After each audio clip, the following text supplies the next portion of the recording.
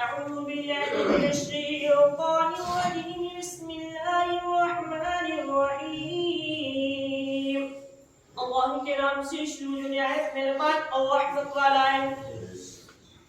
ذالکم اللہ ربکم خالق كل شيء لا إله إلا هو فأنا تؤفكون وہ ہے اللہ تمہارا رب ہر چیز کا بنانے والا اس کے سوا کسی کی بندگی نہیں تو کہاں اوندھے جاتے ہو اللہ اکبر بے شک تمہارے تعالیٰ ہی سب چیز کا پیدا کرنے والا ہے سبحان اللہ اس نے ہی ہر چیز کو پیدا فرمایا اور وہ ہمارا سب کا رب ہے اگر وہ چاہتا تو کسی چیز کو نہ پیدا فرماتا جب اس نے چاہا تب اس نے دنیا کو پیدا فرمایا اور ہم پر آپ پر بھی رب کی بہت مہربانی ہے کہ اس نے ایک تو پیدا فرمایا دوسرا اشرف المخلوقات میں پیدا فرمایا اور سب سے بڑی خوش نصیبی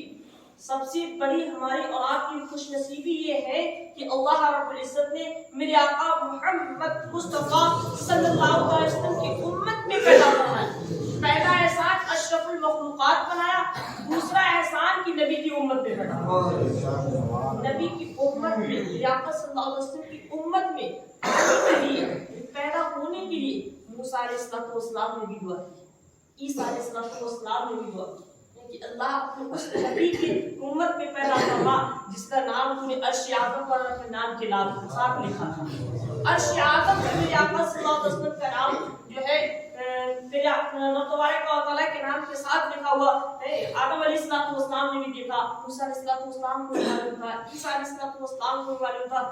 موسیٰ نے بھی دعا کی دانیہ علیہ السلام نے بھی دعا کی دانیہ علیہ السلام کے بارے میں آتا ہے یہاں تک کہ ان کا جو ہے انہوں نے یہ فرمایا تھا کہ اگر اپنے نبی کی امت میں نہیں پیدا فرمایا کاش کہ اس امت کے ہاتھوں سے دفن ہونا ہی نصیب فرما دے اتنی بڑی خوش نصیبی عیسیٰ علیہ السلام فرماتے ہیں اپنے حواریوں سے کہتے ہیں کہ سنو میرے بعد آنے والا جو نبی ہے نا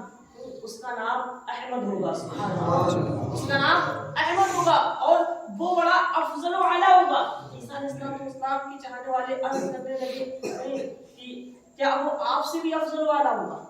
کیا وہ آپ سے بھی افضل و اعلیٰ ہوگا تو عیسیٰ علیہ السلام نے ارشاد فرمایا اے میرے چاہنے والوں اے میرے امتیوں تم یوں سمجھ لو کہ وہ نبی جو دنیا میں آئے گا اس کی شان اتنی بلند و بالا ہوگی کہ اگر عیسیٰ کو اس کے تسمے کا فیتا باندھنا بھی نصیب ہو جائے تو خوش نصیبی ہوگی یعنی ان کے جوتے کا اگر فیتا بھی تسمہ ہوتے ہیں جوتے کے لیے ان کے جوتے کا تسمہ بھی اگر باندھنا نصیب ہو جائے تو یہ عیسیٰ کی خوش نصیبی ہوگی سوچو جب عیسیٰ علیہ السلام میرے نبی کے بارے میں یہ فرما رہے ہیں تو میرے نبی کی شان کتنی اعلیٰ ہوگی پھر ہم لوگوں کو اللہ رب العزت کو ایسے نبی کی بارگاہ میں امتی بنا کر بھیجا ہے ایسے نبی کی امت میں پیدا فرمایا یہ سب سے بڑا احسان ہے تو اللہ رب العزت کا یہ احسان کہ اس نے اشرف المخلوقات بنایا دوسرا احسان کہ نبی کی امت میں پیدا یہ بہت بڑی ہماری اولاد کی حالانکہ اس نے ہر چیز کو پیدا فرمایا اللہ ہے تمہارا رب ہے ہر چیز کا بنانے والا ہے دنیا کی ہر چیز کا پیدا کرنے والا صرف رب ہے حالانکہ مشینیں کوئی بھی بنا لے لیکن در حقیقت اس کے دماغ میں جو باتیں آنے والی ہیں وہ سب رب کی طرف سے آیا کرتی ہے شیشہ ہوتا ہے اس کے سوا کسی کی بندگی نہیں تو کہاں اوندھے جاتی ہو یعنی رب تبارک و تعالیٰ ارشاد فرماتا ہے کہ اس جو ہے میرے سوا کسی کی بندگی نہیں رب کے سوا کسی اور کی بندگی نہیں جو لوگ ادھر والوں کو خدا مانتے ہیں ادھر والوں کی پوجا کرتے ہیں یہ بالکل بھی غلط کرتے ہیں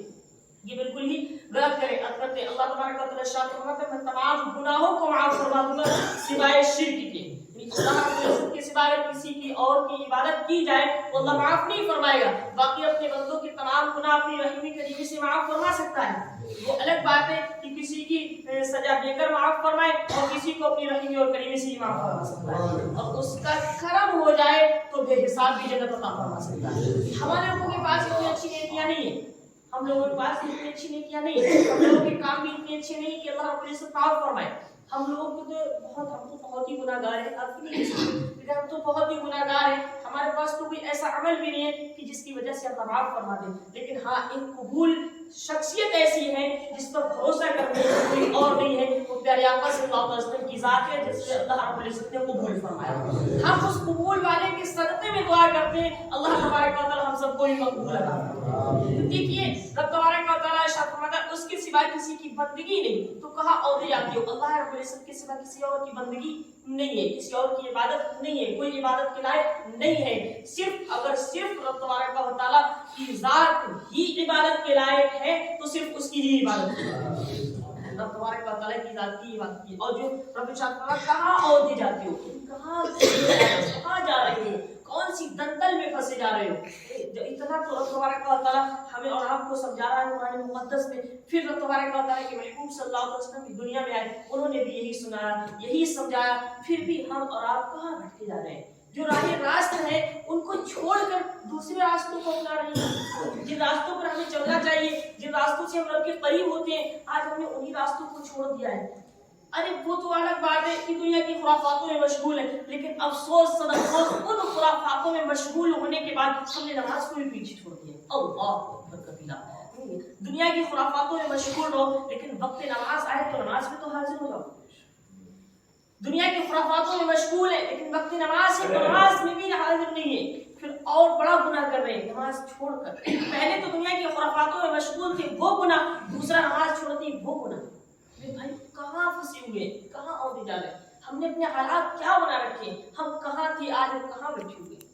کس حالات میں آ گئے؟ کہتے ہیں کہ بڑا جو ہے مسلمان اسلام پر ظلم ہو رہا ہے، ظلم کہتے ہیں زبان سے کہ ظلم ہو رہا ہے، ظلم کو ہٹانے کی کوشش کی ہے۔ ہم پر یہ جو ہے اتنی تہمتیں لگ رہی ہیں، ان تہمتوں سے نجات پانے کی کوئی راستہ نکالا ہے؟ ان تہمتوں سے بچنے کا کوئی راستہ نکالا ہے؟ ان تہمتوں سے ہم، ان ظلموں سے ہم جب تک نہیں بچ سکتے جب تک رب کی بارگاہ میں سر کو نہیں جھکاتے۔ جس دن قسم خدا کی، جس دن ہم اور آپ تمام مسلمان اسلام مسجدوں میں حاضر ہو کر اپنے سروں کو نہیں جھکائیں گے تب تک ذلیل و رسوا ہوتے رہیں گے، اور جب تک ہم نہیں جھکیں گے تب تک رسوا ہوتے رہیں گے۔ لیکن جس دن ہم رب کی بارگاہ میں مسلمان اسلام سر کو جھکا دیں گے، انشاء ہمیشہ بلندی عطا فرمائے گا۔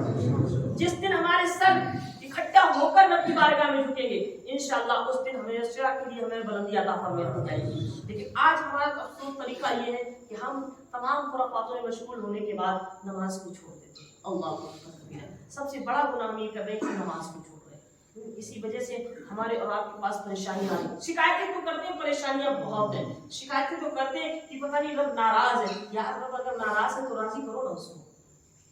کوئی مہمان اگر تمہارے گھر نہ آئے نا تو تم ناراض ہو جاتے ہو، دعوت دو ناراض ہو جاتے ہو۔ سوچو رب کے گھر سے تو ہمیں 5 وقت نماز کے لیے دعوت دی جاتی ہے، اللہ اکبر اللہ اکبر، حی علی الصلاۃ حی علی الفلاح، آؤ نماز کی طرف، آؤ کامیابی کی طرف۔ تو اللہ کی بندگی اس کے لیے ہمیں اور آپ کو بلایا جا رہا ہے، لیکن افسوس سب افسوس، آپ کسی کے یہاں دعوت میں نہیں گئے تو جو ہے وہ ناراض، آپ کے یہاں کوئی دعوت میں نہ آئے تب ناراض، لیکن رب کے گھر سے جب دعوت جاتی ہے تب کسی کو اثر نہیں ہوتا ہے۔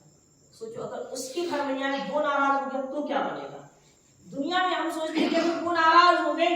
تو ہمارا مسئلہ خراب ہو جائے گا، لیکن یہاں رب کی بارگاہ کے لیے نہیں سوچتے کہ رب ناراض ہو گیا تو مسئلہ خراب ہو جائے گا۔ بے شک میرے دوستو، اللہ رب العزت کو راضی کرو، اور جس دن رب راضی ہو گیا نا سارا جہان راضی ہو جائے گا، پھر کسی کو منانے کی ضرورت نہیں پڑے گی۔ پھر تو جو ہے